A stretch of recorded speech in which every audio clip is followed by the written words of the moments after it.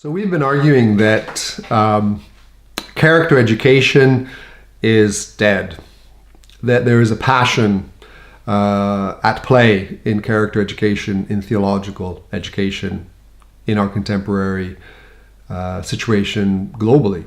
That certainly there may be instances of good practice and there may be many places where character education is happening, but in many cases, my hunch is the majority, character education is actually dead or dying or not where it should be in theological education. So this post examines why. What are the reasons for the decline and death of character education? If, as we've seen in other posts on the roots and the advent of character education, there's such a robust tradition.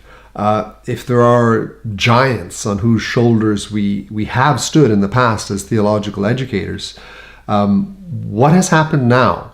What are the reasons that have led to the death and passion, or some degree of it, in character education? So I have 10 reasons I would like to suggest. And to make this video a little longer, I'm going to break it down into 3 parts. And I'm going to divide them into 3 groups of reasons. The first group of reasons are cultural. The second are educational. And then the third are actually contextual to evangelical theological education. So we'll start with the cultural, then move to more educational reasons, and then to the specific context of evangelical theological education.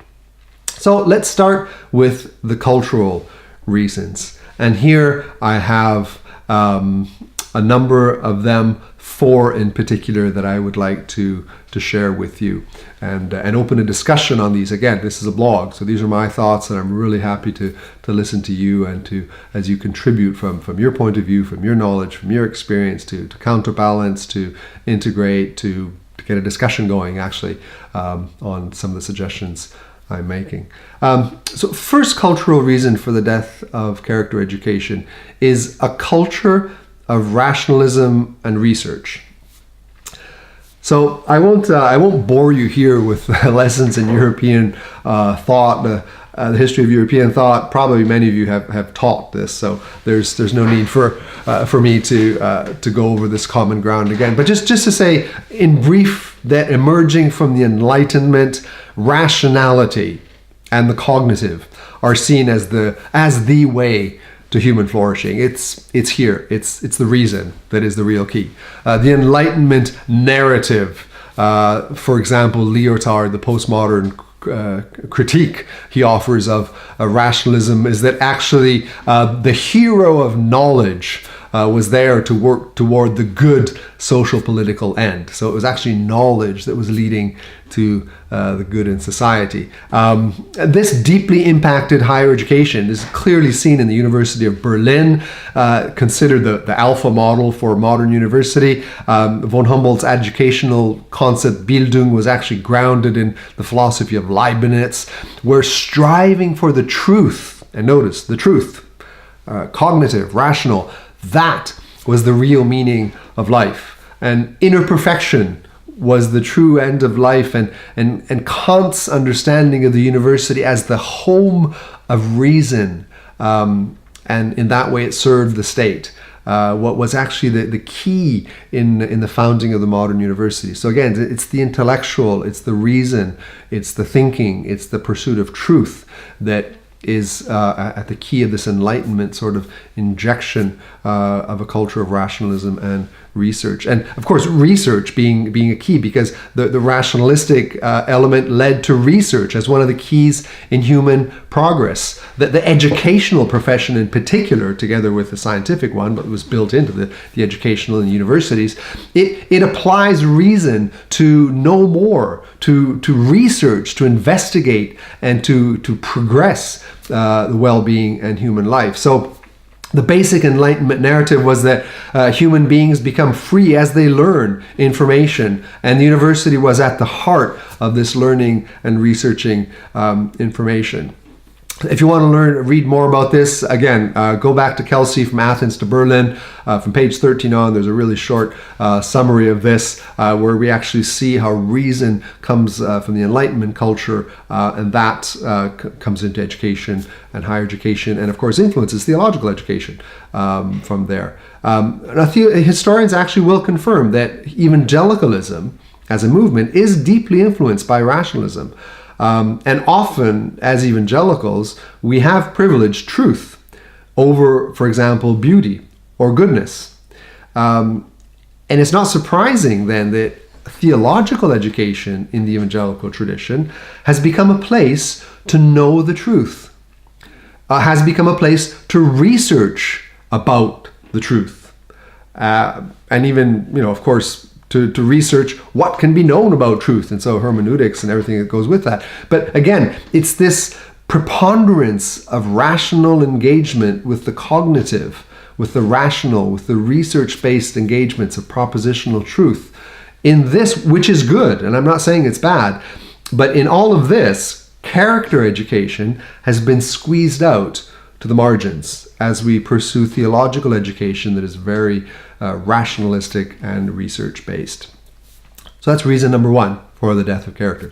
Reason number two, second cultural reason, is, and here we use a phrase that was actually made popular by Charles Taylor in his famous book, A Secular Age, which is the ethics of authenticity.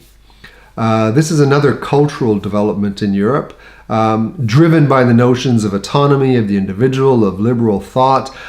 The ethics of authenticity, simply stated, means that what counts is being yourself.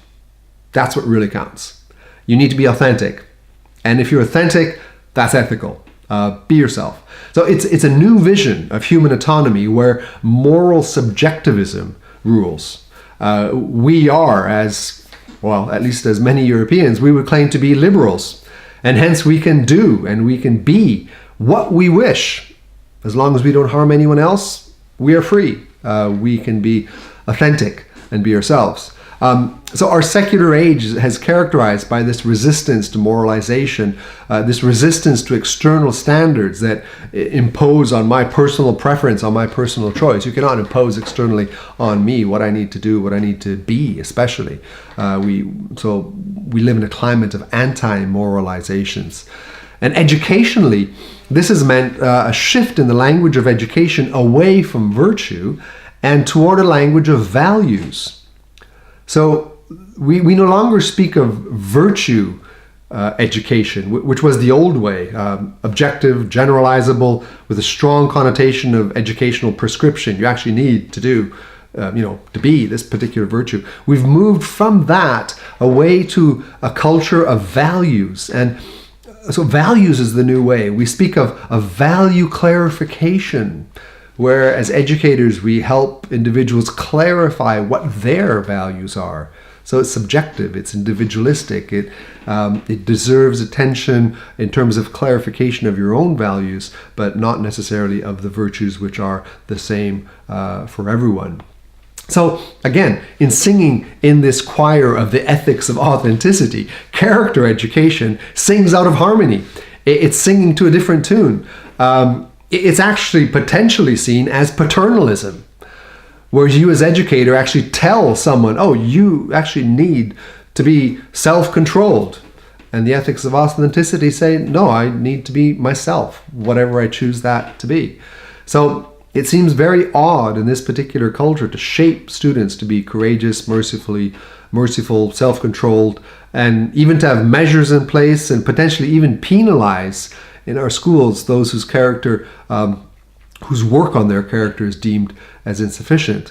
It comes natural to think, well, who are we? Who are we to say? Who are we to judge? It's between them and the Lord, isn't it? If their heart is in the right place, that's the main thing. Their heart is in the right place and they're sincere, and we'll just kind of leave it there. We see ourselves no longer as the sages on the stage, but as the guides on the side. And there's some truth and some goodness in that. But to completely give up our role as character educators, I think is something we need to think carefully about as theological educators. Are we not educators? Are we not there to shape, to say, to judge, even to stand prophetically in the gap as those that the Lord is using to speak to our students, to change them, to become fit for service and leadership in their character? So the virtues, the ethics of authenticity is certainly there as a cultural element that is contributing to the depth of character education. So third cultural element contributing to the depth of character education is the therapeuticalization of society. There, I've said it once and I got it right the first time. Therapeuticalization. Which means that it's therapy that is at the center stage of attention of our society. And I think to the degree that our society is a therapy-based society, that contributes to the death of character education. Let me explain why. We live more and more in a generation of wounded souls. Students come to us as those whose identity is shaped by the metaphors of being a wounded soul, a broken heart, a traumatized child, someone whose memories have never been healed. Now don't get me wrong. I'm not against therapy. I'm not against good psychotherapy. I'm not against counseling. I'm not against deliverance. But I do see a danger in a culture whose belly can become too soft, where sin and vice are reframed as expressions of wounds and traumas, where selfishness and acedia are seen as depression that needs cure, where fault and responsibility always lies with someone else, where my vice always has a justification. Well, it's not my fault. I mean, if only you knew what kind of family I was brought up in, you would understand why I'm such an angry person. And so it's not my fault. I need therapy. I don't need repentance. I don't need to work on this element of my character. Now, the two are not mutually exclusive. I think good therapy actually is part of a process of redemption, but we need to have it clear in mind what we're actually aiming at. And I think the language of virtue and vice is very useful. So when students come to us needy of love, needy of healing, needy of care, we need to also inject into their imagination images of themselves as soldiers that need to be prepared for battle, or as clay that needs to be molded, or as plants that need to grow to flourish. If they come to us only wanting to be self-fulfilled, we need to preach to them a theological educational context of freedom from the bondage of sin.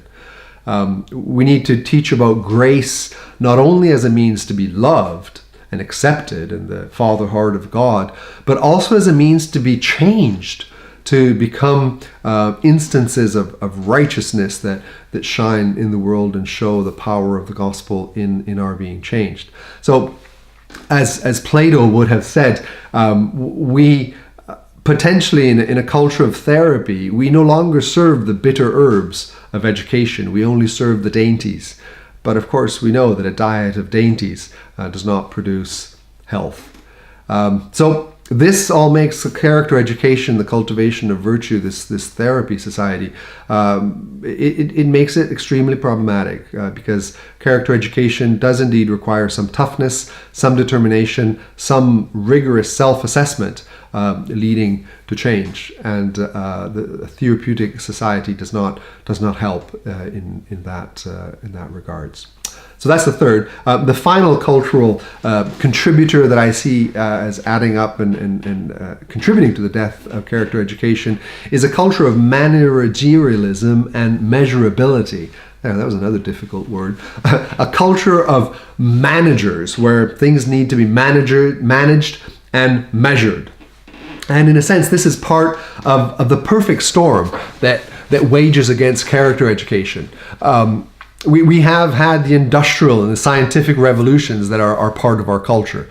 And this mostly has led us to the ability to measure things to make them better.